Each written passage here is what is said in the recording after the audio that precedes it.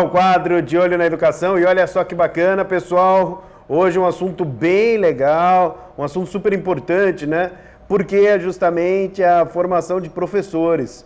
Então, o que tem, não é, sido feito, não é, justamente para formar bons professores, o que é necessário fazer, que ainda não está sendo feito. Mas, enfim, vamos bater um papo com a professora Ana. Tudo bom? Muito obrigado por atender a gente aqui no quadro De Olho na Educação. Seja bem-vinda. Muito obrigada. É isso aí. Bom, para falar um pouco a respeito dessa situação, porque não é, professor é uma das profissões certamente mais importantes aí que a gente tem, né? E claro que eles precisam ser muito bem treinados, não é? A formação tem que estar adequada. Enfim, o que a senhora pode falar sobre isso?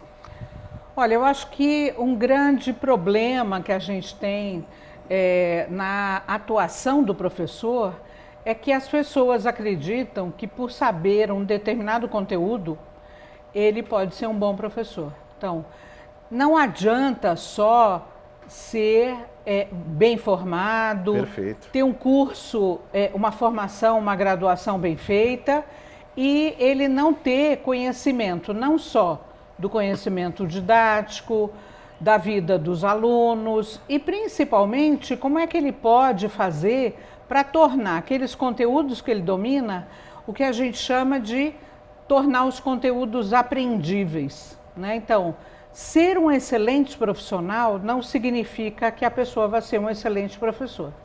Então, acho que essa é uma dimensão importante.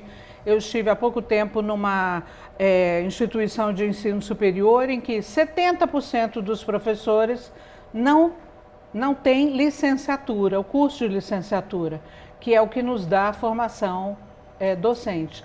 Então, é claro que ele pode se tornar um excelente professor se ele for comendo pelas beiradas, se ele for estudando esse conteúdo de didática, entender um pouco sobre história da educação, filosofia da educação, sociologia da educação e, que é a minha área de conhecimento, psicologia da educação, né? Então, uma das coisas que a gente discute com os alunos em psicologia da educação é o que significa o processo de ensinar, o processo de aprender e, por exemplo, o processo de avaliar. Quase sempre a gente tem uma falsa ideia de que o processo chama processo de ensino tracinho aprendizagem. E o que as pesquisas vêm nos mostrando é que são dois processos distintos. Então, eu posso aprender alguma coisa, mesmo que eu não tenha alguém me ensinando ou fazendo um ensino sistemático, organizado, planejado.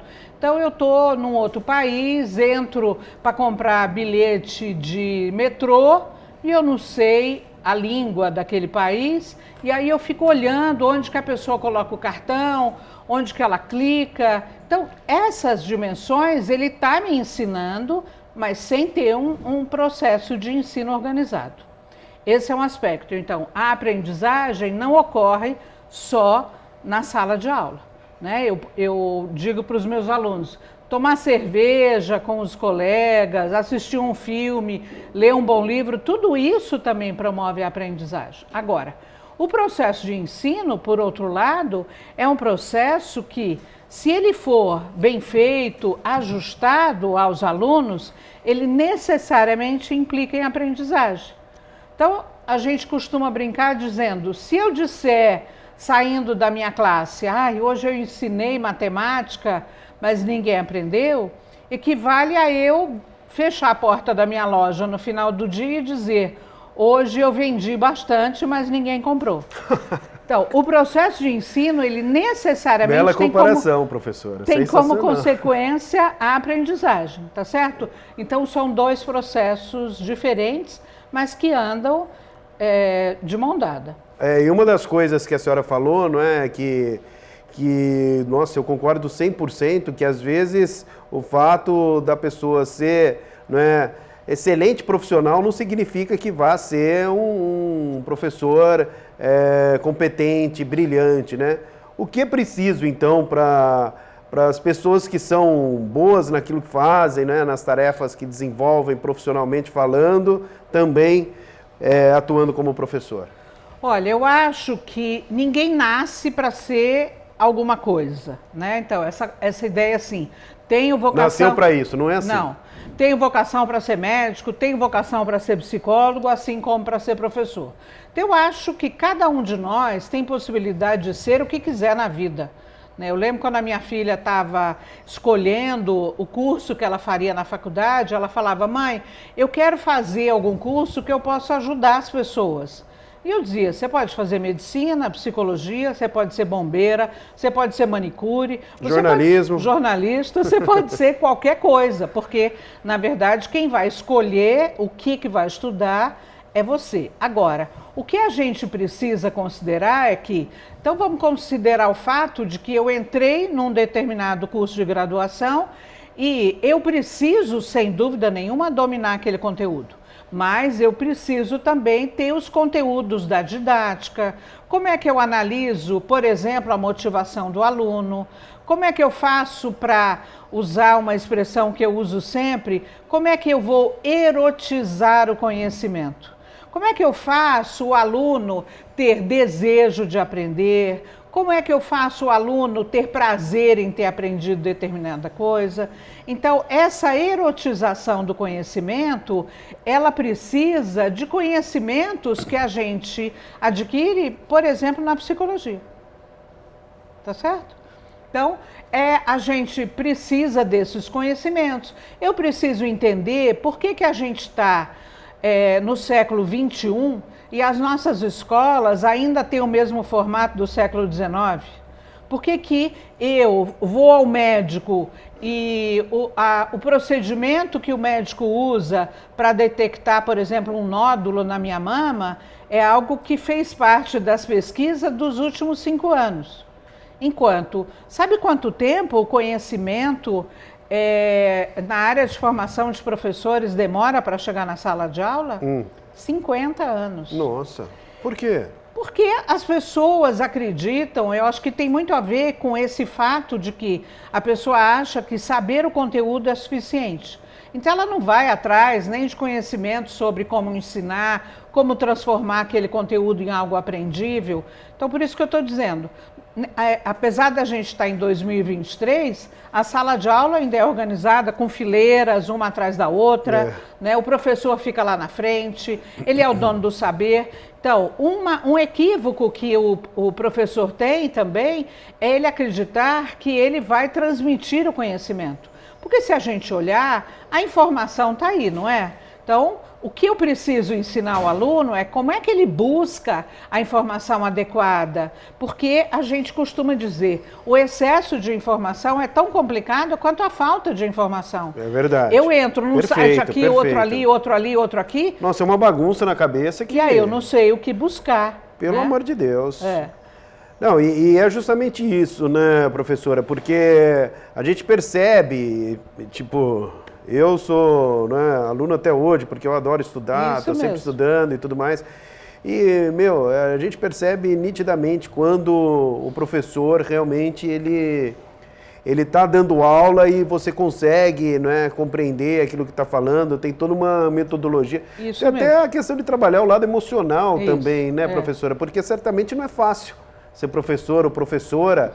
Você acaba lidando com pessoas de todos os jeitos, de todos os temperamentos, né? Isso então mesmo. Tem que saber também lidar com essas situações. A gente costuma dizer o seguinte, eu digo para os meus alunos do os cursos de licenciatura da Unicamp, a gente precisa aprender psicologia porque as pessoas aprendem diferente, porque as pessoas pensam diferente, porque as pessoas vêm de espaços diferentes. Perfeito. Porque elas vão utilizar esse conhecimento em lugares diferentes.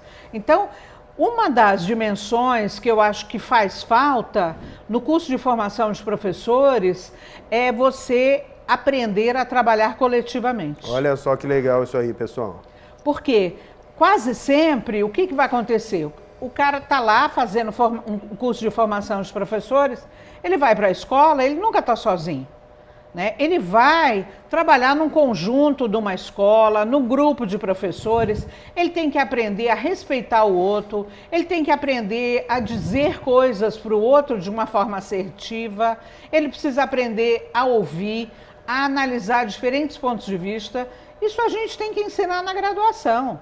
Não tem outro lugar para eles aprenderem, né? Então, aprender a trabalhar coletivamente, aprender a ter um trabalho com os estudantes para que eles saiam daquela disciplina, daquele curso, daquela série, muito melhores do que eles entraram. Eu acho que esse é o desafio que a gente tem agora, né? Então não adianta a gente olhar e falar, no meu tempo, quando o professor entrava na sala de aula, a gente ficava em pé. Eu estudei, principalmente na faculdade, na época da ditadura. A gente tinha, não era respeito pelo professor, a gente tinha medo, né? Eu lembro quando eu estava na escola, a gente ia para a biblioteca da escola para que a escola passasse para a gente filmes sobre os subversivos. Olha o que está acontecendo nesse país. Vocês querem isso para vocês? Então, era algo que, na verdade, ninguém discutia o que as pessoas estavam desejando, qual era a proposta, contra o que eles estavam reclamando. Mas era assim, não seja, nunca busque algo nessa direção.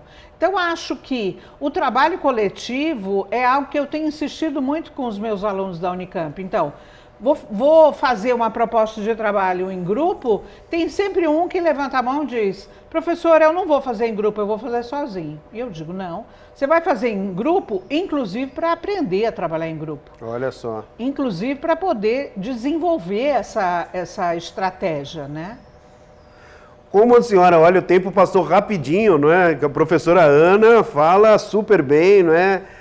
Aponta aí as situações, é uma facilidade impressionante de comunicação, também é professora, né, gente? Não poderia ser diferente, né? Muito obrigada. Então o papo aqui passou rapidinho, mas para finalizar, uma pergunta que eu acho importante, como a senhora avalia o cenário atual dos professores aqui no Brasil? Olha, eu acho que tem várias dimensões que a gente pode olhar, né, avaliar. Eu acho que uma dimensão importante é a importância que o professor tem, né? Acho que no período da pandemia, que estava todo mundo em casa, as pessoas começaram a acreditar que não basta só levar o filho para a escola e a escola mandar atividade para fazer em casa. Então, aquela ideia do ensino domiciliar, as próprias famílias perceberam que era um equívoco, porque os pais também não conseguiam ensinar, né? Então, acho que a formação de professores, ela é importante, mas também a importância que o professor tem do ponto de vista até mesmo da remuneração dele. Né? Por que hoje, há uns 10 anos atrás, para você ter uma ideia, eu participei de um evento em Sergipe e tinha um pesquisador dizendo o seguinte, se hoje todos os estudantes que estão matriculados em curso de física resolvessem ser professores, ia demorar 82 anos para a gente completar o quadro de professores de física que a gente precisa. Nossa. Então, veja, hoje o que a gente percebe, os últimos dados do INEP, a quantidade de pessoas que buscam a docência, a curva cai vertiginosamente. Então, por quê? Porque não tem reconhecimento, porque não tem investimento na formação do professor. Então, é claro que para eu ser professor, como dizia o Paulo Freire, não é só chegar e falar, pronto, terça-feira à tarde eu resolvo começar a minha formação de professor. Não é assim. Né? Então, desde muito cedo que isso vai acontecendo, mas, como você mesmo disse, a partir do momento que a gente se torna professor, a nossa profissão é estudante. A gente nunca mais vai poder parar de estudar. Porque o que está acontecendo, por exemplo, com os ataques nas escolas, a gente tem que ter pesquisa acontecendo muito rápido e a gente tem que ler essas pesquisas e entender como é que a gente procede. Porque senão não vai ter realmente sentido, né?